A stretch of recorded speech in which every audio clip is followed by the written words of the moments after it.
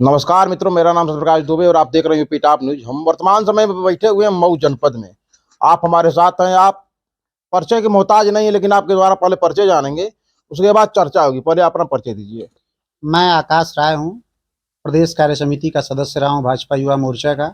और media panelist के तौर पर मैं भारतीय जनता पार्टी के लिए काम करता हूँ। वर्तमान समय में आप मऊ से बिलोंग करते हैं और मऊ पे ही आपसे पहले चर्चा होगी। हम आपसे हमारा पहला प्रश्न ये होगा कि कल्पना राय के बाद मऊ की दशा बिगड़ती गई, इसके विषय में क्या कहना चाहेंगे आप? नहीं, इसमें तो कोई दो राय है ही नहीं। मऊ की दशा बिगड़ती क्या गई, बद से बदतर होती गई।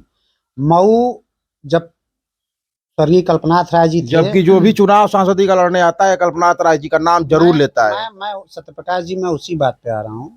जब कल्पनाथ राय जी थे, मैं 2000 से पहले की बात बता रहा हूँ, जब छोटे हुआ करते थे, उस जमाने में मऊ में 3-3 ओवरब्रिज हुआ करते थे। आजमगढ़ जो कि कमिश्नरी है, बड़ा जिला, वहां पे एक भी ओवरब्रिज नहीं था। और आज आप देखिए कि मऊ में वही 3 ओवरब्रिज जो तब थे वही आज भी हैं। पिछले 20 सालों में कोई बता दे किसी ने एक पुलिया भी बनवाया हो। और आपने कहा कि सांसद आते गए, कल्पनाथ राय जी का नाम लेते गए, तो वोट मांगने के लिए तो नाम तो लेते हैं। बाबा साहब का नाम लेके मायावती ने कितने दलितों को ठगा है? आप बताइए ना। पूरे उत्तर प्रदेश में मायावती जी अगर 4 बार उत्तर प्रदेश की मुख्यमंत्री रही, तो उसमें सबसे ज्यादा योगदान दलित समाज का रहा। और कितने दलित समाज के लोगों को इन्होंने नेता बनाया। आज आप उठा के देखिए कि बहुजन समाज पार्टी के जो भी प्रोडक्ट थे, चाहे वो सोनेलाल पटेल जी रहे हो, चाहे ओम प्रकाश राजभर रहे हो, चाहे बाबू कुशवाहा रहे हो, चाहे मैं अनगिनत नाम गिना सकता हूँ, वो सारे कहीं ना कहीं बिखरे हुए लोग हैं। तो ठगने का काम तो नेताओं ने बखूबी किया है, और खास करके मऊ को। और मऊ को तो सबसे ज्यादा बर्बाद किया मुख्तार अंसारी ने। आज मुख्तार अंसारी और उसके चूजे को नेस्तानाबूद कर दिया उत्तर प्रदेश की सरकार ने। बांदा जिले में अयासी करना भूल गए। वो जब चुनाव चल रहा था तो वो बोल रहा था कि हिसाब किताब करेंगे। कहाँ गया हिसाब किताब करने? खोज तो रहे हैं, बुला तो रहे हैं, बेटा आओ सदन में ही आ जाओ किसी दिन। हैं? नहीं हिम्मत हो रही है? अब लूट मार मार करके दिखाओ, हिम्मत हो तो। उत्तर प्रदेश में पहले भी कहा मुख्यमंत्री जी ने, और फिर दोबारा ये बात कही जा रही है कि चाहे वो मऊ हो, चाहे वो आजमगढ़ हो, चाहे बांदा हो, चाहे कोई भी जिला हो, चाहे विकास की बात होगी, स्वास्थ्य की बात होगी, शिक्षा की बात होगी, अपराध पे नियंत्रण की बात होगी, हमारी सरकार अव्वल है, अव्वल रहेगी। और भी बेहतर जो कर सकते हैं वो करेंगे। आप मऊ की जो बात आपने किया, मऊ में आप सोचिए कि 2019 में जिसको सांसद बनाया यहाँ की जनता ने, बड़े अरमानों के साथ सांसद बनाया। भारतीय जनता पार्टी के प्रत्याशी को लोगों ने कहा कि ये नकारा है, ये ठीक नहीं है। ठीक है, लोकतंत्र है, जनता जिसको चाहेगी उसको जिताएगी। 1.25 लाख वोटों से सहराबाद के दिल्ली भेजा गया, और वो अपराधी आज तक जेल में है। और एक सवाल, कोई एक छोटा सा भी सवाल अगर घोसी लोकसभा का उठा हो सदन में, तो विपक्ष के लोग बताएं। 2024 में घोसी लोकसभा, जो पिछली बार किन्हीं कारणों से हम नहीं जीत पाए थे, इस बार किला फतेह होगा। और घोसी की आवाज जिस प्रकार से सन 2000 के पहले सदन में गूंजती थी, फिर से गूंजेगी। और मेरा तो, अगर पार्टी ने मुझे अवसर दिया, तो मेरा तो ये है कि तमसा रिवर फ्रंट और जो अंबेडकर स्टेडियम है, अंबेडकर स्टेडियम को कम से कम इतना डेवलप कर दिया जाए कि इंटरनेशनल मैच अगर न भी हो पाए तो कम से कम रणजी मैच तो हो। आप पूरे पूर्वांचल में बताइए, रणजी के मैच ही नहीं होते हैं कहीं। कोई एक जिला बता दीजिए। आप वरिष्ठ पत्रकार हैं, क्यों नहीं होता है? आप पश्चिम में चलाइए, मेरठ से लेके, बरेली से लेके, गाजियाबाद, नोएडा, और उधर से ही क्रिकेटर निकलते हैं क्योंकि सुविधाएं उनको मिलती हैं। यहाँ पे सब बस पैसा आता है सरकार से, पैसा कौन खा जाता है पता ही नहीं चलता। इस पे कहीं ना कहीं मऊ जिले में काम होना चाहिए। बाकी सड़कों की बात, आवास की बात, शिक्षा की बात, इस पे तो सरकार हमारा निरंतर काम कर रही है। कमी सिर्फ इतनी रह गई कि हमारा यहाँ पे जो प्रत्याशी था वो चुनाव हार गया। अगर वो प्रत्याशी शायद रहा होता, मैंने अभी आपको बताया नहीं, मैं शायद मेरे दिमाग से उतर गया कि जब 14 से लेके 19 तक हमारे सांसद थे भारतीय जनता पार्टी के, तो हमने ऐतिहासिक काम किया। इंदारा से लेके दोहरी घाट तक रेल आवागमन की व्यवस्था हमने सुचारू रूप से की। उसके अलावा हमने दोहरी घाट से सहजनवा की व्यवस्था की है। सृजन के कार्य में समय लगता है। बहुत सारे लोग कहते हैं कहाँ है, कहाँ है, कहाँ है। समय लगता है। डीपीआर बन के गया है, बजट उसके लिए आ रही है, बनेगा। अभी एक काम हुआ, अगला काम होगा। इसमें कहीं किसी को संशय नहीं होना चाहिए। और आप आपके चैनल के माध्यम से, क्योंकि आपका चैनल बहुत ही प्रतिष्ठित चैनल है जिले का, मैं आपके चैनल के माध्यम से यह अनुरोध करूंगा जिले के लोगों को कि जो गलती आपने 19 में की 24 में मत कीजिएगा।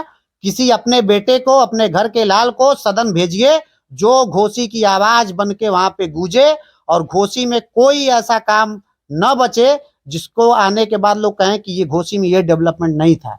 घोसी को जो कल्पनाथ राय ने सपना देखा था मऊ को मैनचेस्टर बनाने का, मैनचेस्टर इसलिए कहा जाता है कि बुनकरों की नगरी मैनचेस्टर है, तो उसी प्रकार से मऊ में भी बहुत सारी संभावनाएं हैं बुनकरों को लेके। आपके द्वारा मान लीजिए लोकसभा चुनाव के बारे में बताया जा रहा है, लोकसभा सांसद के बारे में बताया जा रहा है, तो वर्तमान समय में आप बैठे हैं मधुबन विधानसभा में। पूर्व में भी भाजपा के विधायक यहाँ से रहे हैं और वर्तमान समय में भी भाजपा विधायक हैं, लेकिन हम तो देवारांचल में बहुत घूमे। देवारांचल के लोग बहुत रोते हैं, बहुत रो रहे रोड के बारे में, और हमको ये लगता है कि पूरे जनपद में जो लोकल रोड है स्थिति बहुत गड़बड़ है। आखिरकार हम मान लेते हैं कि आपके जनपद में 3 विधानसभा जो है दूसरी है, लेकिन एक तो विधानसभा आपकी है मधुबन विधानसभा। नहीं, निश्चित रूप से। और देखिए जो आपने कहा कि पूर्व में भी भाजपा ही रही है यहाँ। नहीं, ठीक है सत्यप्रकाश जी। और जो आपने बात कहा कि एक विधानसभा हमारे पास है और 3 विधानसभा अन्य लोगों के पास है, तो भारतीय जनता पार्टी के लिए ये विषय ही नहीं है। जनता जब मुख्यमंत्री हमारे चुन लिए गए हैं तो वो पूरे 30 करोड़ लोगों के मुख्यमंत्री हैं। हमको किसने वोट दिया, किसने वोट नहीं दिया, कहाँ से हमारा विधायक जीता है, कहाँ से नहीं जीता है, मैंने इसलिए कहा कि जब जैसे हमारा सांसद विधायक होता है तो उससे होता है क्या कि हम जो चाहते हैं हम कहेंगे कि भाई ये प्रोजेक्ट तुम लिख के दो हमको, हम इस पे काम करना चाहते हैं। अब जब घोसी लोकसभा का सांसद सदन में जाएगा ही नहीं, कोई बात उठेगी ही नहीं, तो कहाँ से विकास होगा। ऐसा नहीं है कि अगर अतुल राय लिख के देते हमारे नितिन जी को या किसी भी मंत्री को किसी काम के लिए तो वो काम नहीं होता। जब वो बात ही नहीं उठेगी, जब वो सांसद जेल में बंद रहेगा तो आखिर कैसे क्या होगा।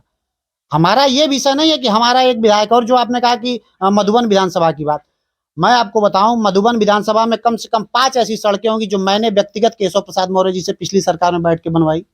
तो विकास की कोई बात हो, मैं तो कहता हूं कि आम जनता को कोई समस्या, हमारा विधायक क्या कर रहे हैं, हमारे सांसद क्या कर रहे हैं, मैं उस पर नहीं जाना चाहता। आप मेरे पास आई, कोई भी हो। आपका साफ साफ कहना है कि जो विधायक हैं या सांसद निष्क्रिय हैं। नहीं, मैं ये आप अपनी बात मेरे मुंह में मत डालिए। आप अपनी बात कर रहे हैं, मैं ये नहीं कह रहा निष्क्रिय हैं। सबका अपना काम करने का तरीका होता है, जनता ने ही चुन के भेजा उनको। आप ये इस बात को समझिए। आप मधुबन वाले की बात कर रहे हैं, मधुबन वाले हमारी पार्टी छोड़ के घोसी में चले गए, घोसी की जनता ने फिर उनको जिता के भेजा। बिल्कुल, तो भेजती जनता ये चुन के। हम टिकट दे सकते हैं, हम टिकट दे सकते हैं, लेकिन हम चुनाव जिताने और हराने की जिम्मेदारी या उसका निर्वहन वो जनता करती है। जनता तय करती है कि कौन जाएगा। अगर हम बैक सीट से उसको एमएलसी बना दें, राज्यसभा बना दें, तो समझ में आता है कि हाँ भारतीय जनता पार्टी ने इनको बनाया। और दूसरी चीज आप एक जानते हैं कि देखिए जातिगत समीकरण सभी पार्टियां देखती हैं। पहले 2014 से पहले की जो भाजपा थी, कहीं ना कहीं अटल जी के टाइम पे हम लोगों का ये होता था कि बहुत ज्यादा इन सब चीजों में नहीं पड़ना है। लेकिन जब यहाँ की राजनीति हमको समझ में आ गई तो हमें ये पता है कि पहले तो हम चुनाव जीतें। अगर हम चुनाव जीतेंगे नहीं तो हम जनता के लिए, हमारी कितनी भी अच्छी सोच हो कि हम घोसी के लिए काम करेंगे, घोसी के लिए काम करेंगे, और घोसी में हम जब जीत ही नहीं पाएंगे तो क्या कर पाएंगे। अच्छा विजन होने से काम नहीं होगा ना, चुनाव जीतना पड़ेगा। और चाणक्य नीति कहती है कि साम दाम दंड भेद जो भी लगे वो लगाया जाए। तो भारतीय जनता पार्टी जब राजनीति करती है, चुनाव लड़ना होता है तो चुनाव की तरह लड़ते हैं। सांसद विधायक और चुनाव लड़ना हारना जीतना ये तो बातें होते रहेंगी। वर्तमान समय में आपकी डबल इंजन की सरकार है, और हमको एक बात हमको नहीं पचती है कि शिक्षा की व्यवस्था बदहाल है। आप बताइए, आपने अच्छा सवाल किया। गोरखपुर की दूरी यहाँ से कुल मिला के 70 किलोमीटर होगी। फर्टिलाइजर 15 सालों से बंद पड़ा था, हमने चालू करवाया। एम्स की व्यवस्था हमने की। आज एम्स के बन जाने से सिर्फ उत्तर प्रदेश के लोगों को छोड़िए, आप मऊ, आजमगढ़, बलिया, गाजीपुर या महाराजगंज, कुशीनगर, देवरिया के लोगों की बात छोड़ दीजिए। नेपाल से लोग और बिहार से लोग आते हैं एम्स में इलाज कराने। ये उत्तर प्रदेश में जो एम्स बना है, इसकी कहीं ना क्या उस समय ठीक है, समाजवादी पार्टी के लोग कहते हैं कि जमीन हमने दी, लेकिन एम्स जो है वो केंद्र सरकार का प्रोजेक्ट है। और 2016 के बाद प्रधानमंत्री जी ने आके बकायदा उद्घाटन किया। और हम लोग ऐसे लोग हैं कि हम लोग शिलान्यास भी करते हैं जिस काम का, उसका लोकार्पण भी करते हैं। ये लोग तो सोचिए कि 20-20 साल पहले वहां शिलान्यास करके चले गए, पता ही नहीं चलता कि पैसा कहाँ चला गया।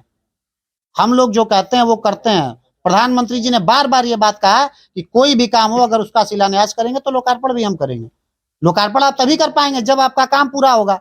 अब पत्थर लगा के चले जाएं और ठेकेदार आके पैसा खा के खत्म कर दे तो उससे डेवलपमेंट नहीं होगा ना। डेवलपमेंट की बात होती है तो कहीं ना कहीं भारतीय जनता पार्टी, चाहे आप हमारी पिछली जो, मैं इस सरकार की बात, मैं मोदी जी की रिजीम की बात ही नहीं कर रहा हूँ, आप अटल बिहारी वाजपेयी के जमाने में चली जाइए, चाहे स्वर्णिम चतुर्भुज योजना हो, प्रधानमंत्री सड़क योजना हो, सर्व शिक्षा अभियान हो, या टेलीकॉम के मामले में जो भी क्रांति आई, वो सब भारतीय जनता पार्टी की देन है।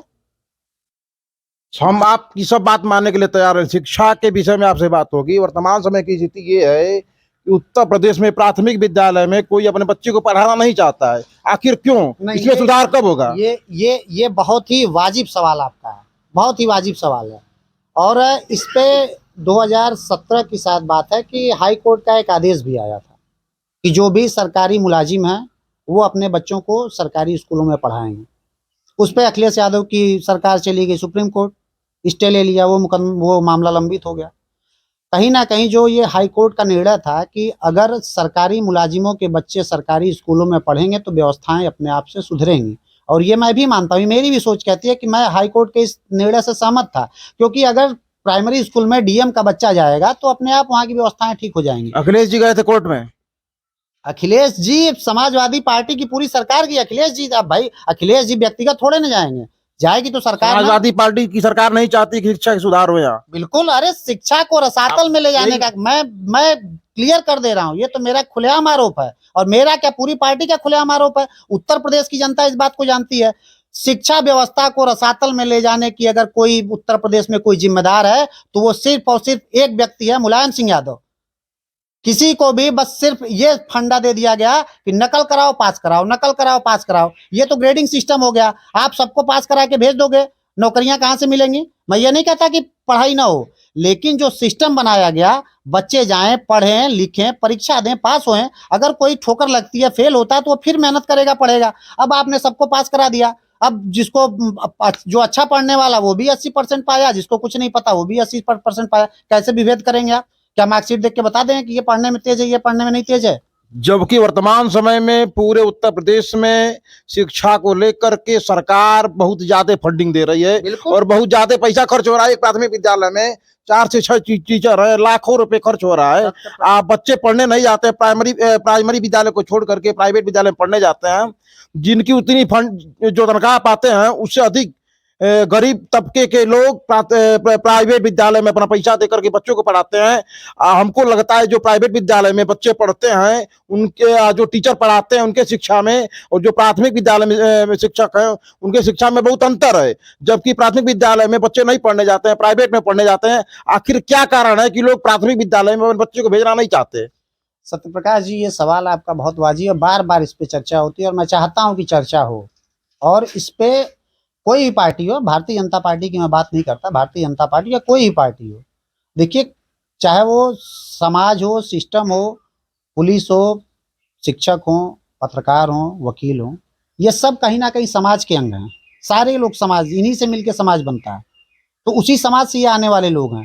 अब जो व्यक्ति खुद सरकारी स्कूल में पढ़ा रहा है, मेरी माता ही सरकारी स्कूल में पढ़ाती थी और मैं सरकारी स्कूल का पढ़ा हुआ व्यक्ति हूँ, मुझे गौरव है कि मैं प्राइमरी स्कूल में पढ़ा हुआ हूँ। और जो शिक्षा व्यवस्था उस समय कल्याण सिंह के जमाने में थी, वो व्यवस्था को पुनः स्थापित करने का प्रयास हमारी सरकार कर रही है।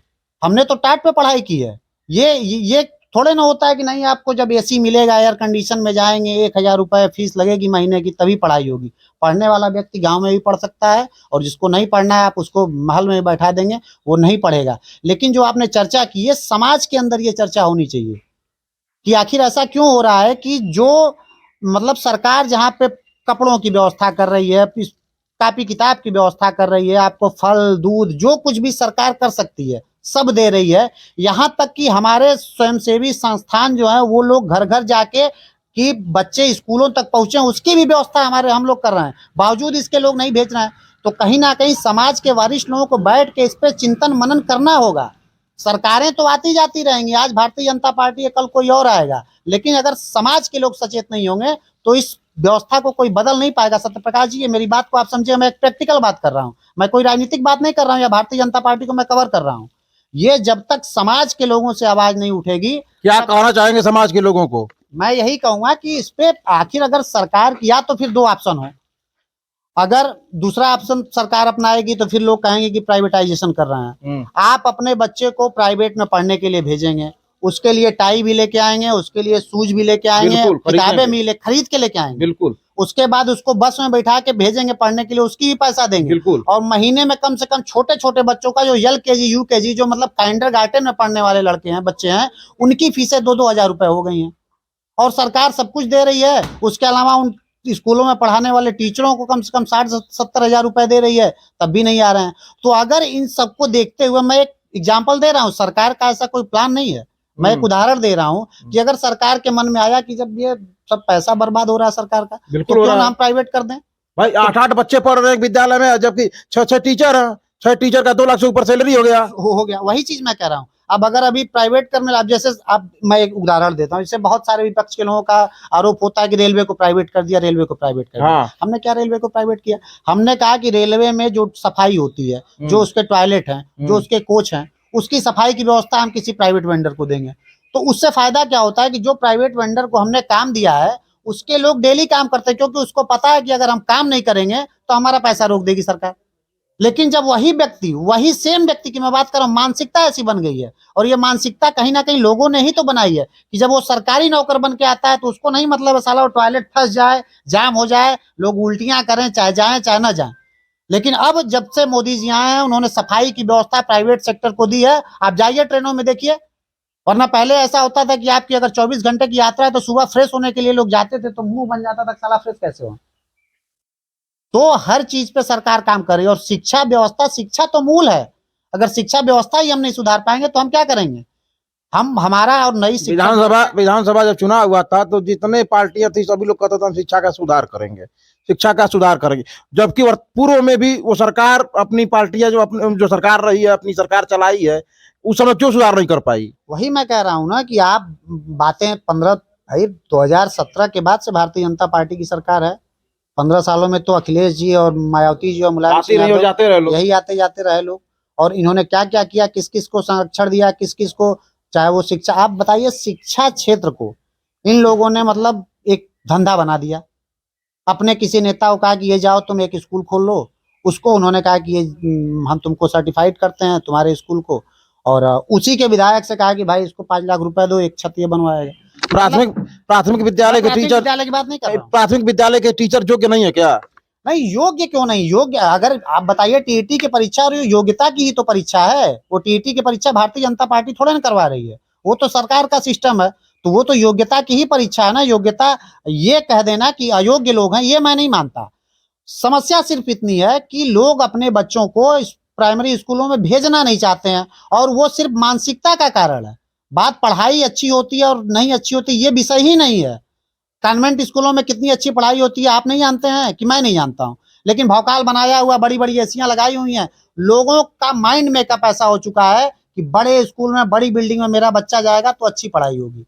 इस मानसिकता को बदलने की जरूरत है, और इसके लिए कहीं ना कहीं समाज के लोगों से, आपने संघ की बात किया, संघ के लोग कहीं ना कहीं इसमें जागरूकता फैलाने का काम करते हैं। हमारे लोग तो गांव गांव जा रहे हैं, स्कूल मतलब घर घर जाते हैं, कि जो बच्चे स्कूल नहीं पहुंच पा रहे हैं उनको स्कूल तक पहुंचाने का प्रयत्न करते हैं।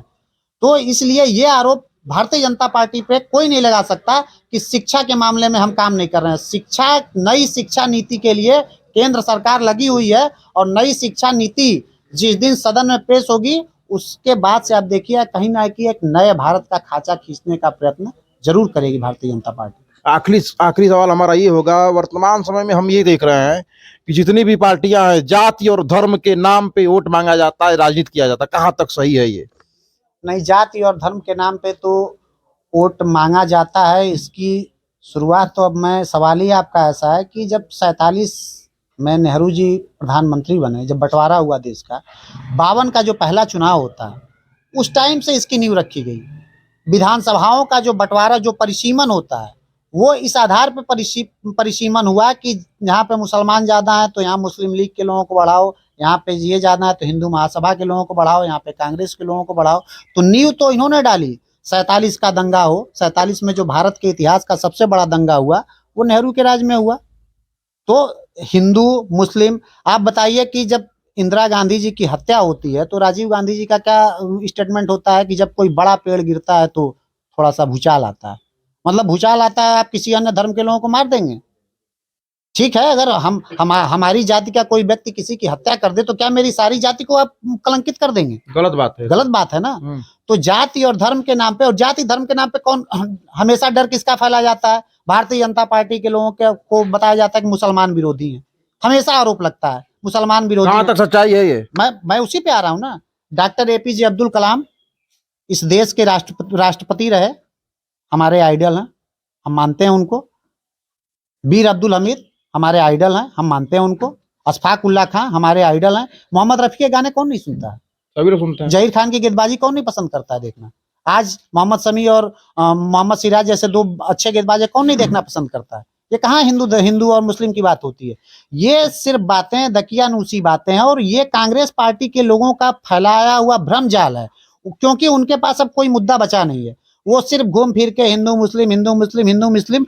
और मैं आज से नहीं, 1952 में जो पहला आम चुनाव हुआ, जब भारतीय जनता पार्टी नहीं, हम भारतीय जनसंघ के रूप में हुआ करते थे, तब से लेके ये हमारे ऊपर आरोप लगता आया आ रहा। लेकिन हमें ये आरोप भी सहर्ष स्वीकार है।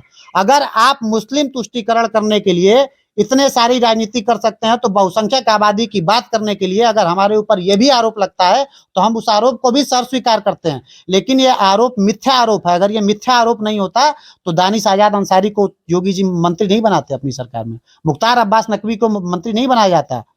ये सब दकियानूसी बातें। हमारे पास दसियों ऐसे, हम अभी आपको लिस्ट दे देंगे, जो हमारे राष्ट्रीय प्रवक्ता हैं मुस्लिम, चाहे वो सैयद जफर इस्लाम हो, चाहे वो साइना एनसी हो, चाहे वो शाहनवाज हुसैन हो। आपके कहने का मतलब सीधे है कि जितने नेता हैं सब लड़ने का काम करते हैं, समाज को लड़ाते हैं। समाज को लड़ाने का काम जो लोग भी करते हैं, वो कहीं ना कहीं वैमनस्य फैलाने की राजनीति है।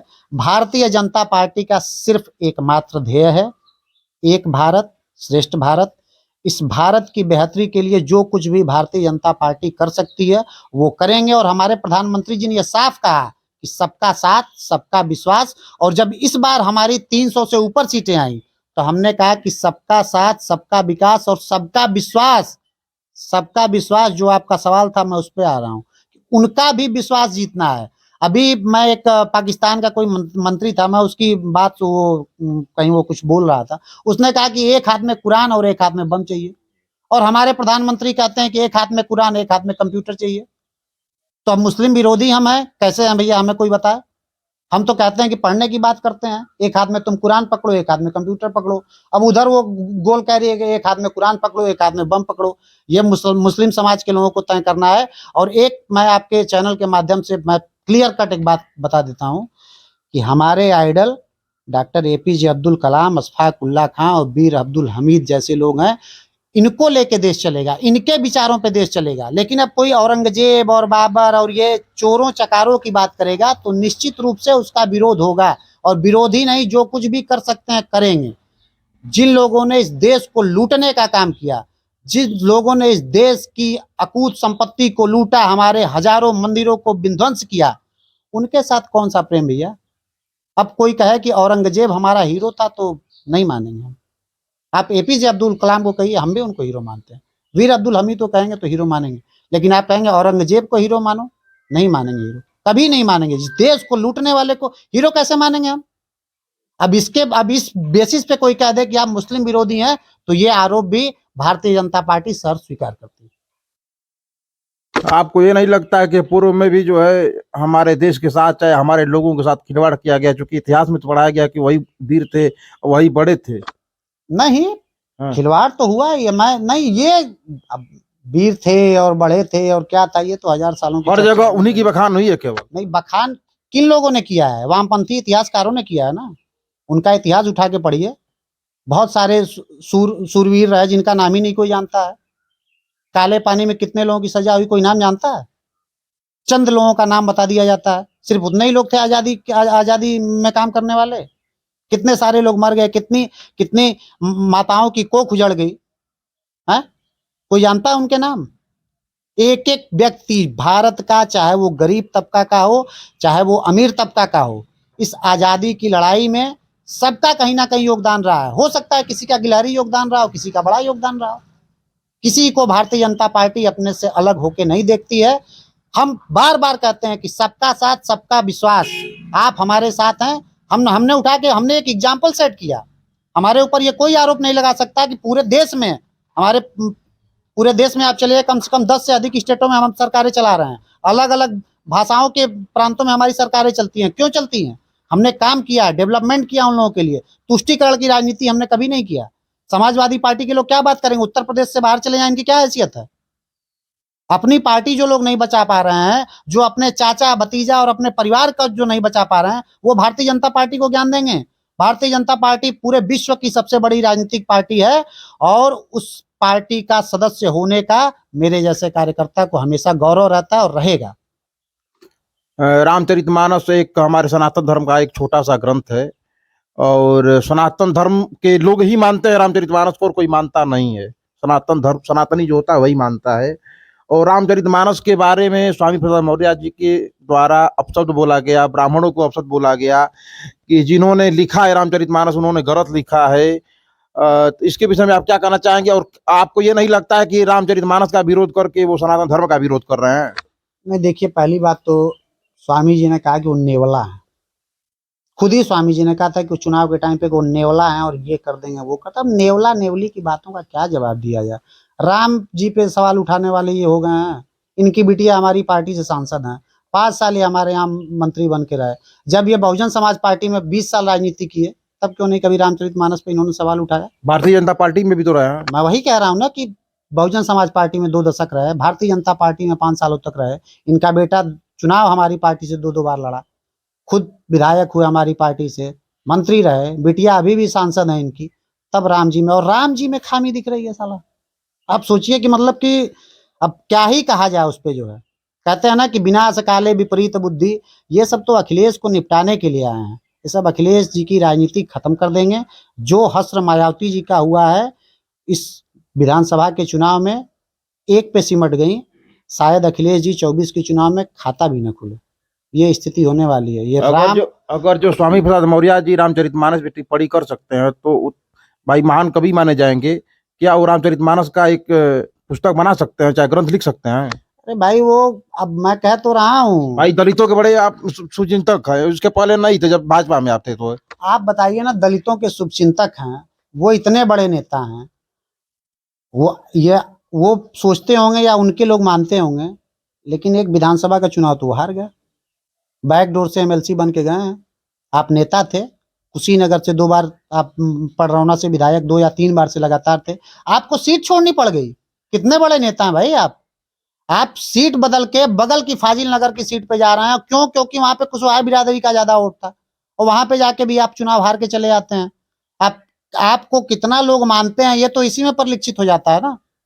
ये बताने की जरूरत थोड़ा ना कि स्वामी प्रसाद मौर्य की क्रेडिबिलिटी क्या है। स्वामी प्रसाद मौर्य सिर्फ और सिर्फ जो कहते हैं ना कि वैमनस्यता फैलाने की बात, चुनावों के मद्देनजर कहीं ना कहीं डिवाइड करो, ये अंग्रेजों की जो पॉलिसी थी डिवाइड एंड रूल, उस पर ये लोग काम कर रहे हैं। ये चाहते हैं कि मंडल कमंडल की राजनीति हो, अगड़ा पिछड़े से लड़े और ये लोग अपनी रोटियां सेकें, जबकि ये होने वाला नहीं है। उत्तर प्रदेश की जनता पिछले जो 15 सालों का कुशासन सपा बसपा का रहा है उससे आज ही जा चुकी है। वो देख चुकी है, जानती है, नस नस से वाकिफ है इनकी।